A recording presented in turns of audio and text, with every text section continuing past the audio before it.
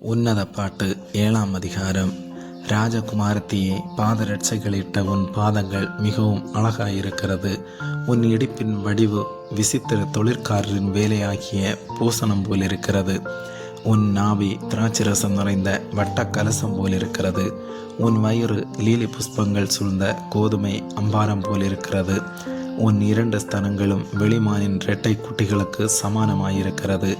உன் கழுத்து யானை தந்தத்தினால் செய்த கோபுரத்தைப் போலவும், உன் கண்கள் எஸ்போனிலே பத்ரபீம் வாசலண்டையில் இருக்கும் குளங்களைப் போலவும், உன் மூக்கு தமஸ்குவின் திசையை நோக்கும் லீபனோனின் கோபுரத்தைப் போலவும் இருக்கிறது.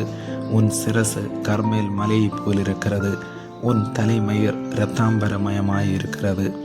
ராஜா நடைக்காவணங்களில் மயங்கி நிற்கிறார். மன மகிழ்ச்சியை உண்டாக்கும் என் பிரியமே, நீ எவ்வளவு ரூபவதி, நீ எவ்வளவு இன்பம் உள்ளவள். உன் உயரம் பனைமரத் தொழுங்கு போலவும், உன் ஸ்தனங்கள் திராட்சை குலைகள் போலவும் இருக்கிறது. நான் பனைமரத்தில் ஏறி அதன் மடல்களை பிடிப்பேன் என்றேன்.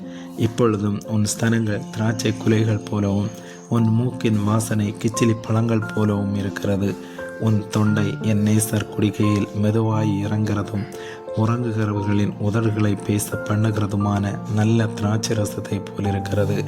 நான் என் நேசருடையவள், அவர் பிரியம் என் மேல் இருக்கிறது. வாரும் என் நேசரே, வயல்வெளியில் போய் கிராமங்களில் தங்குவோம். அதிகாலையிலே திராட்சை தோட்டங்களுக்கு போவோம். திராட்சை கொடி தொளிர்ந்து அதன் பூ மலர்ந்தோ என்றும், மாதுளஞ்செடிகள் பூ பூத்ததோ என்றும் பார்ப்போம். அங்கே என் நேசத்தின் உச்சிதங்களை உமக்கு தருவேன். தூதாயும் பழம் வாசனை வீசும். நமது வாசல்கள் அண்டையிலே புதியவைகளும் பழையவைகளுமான சகலவித அருமையான கனிகளும் உண்டு.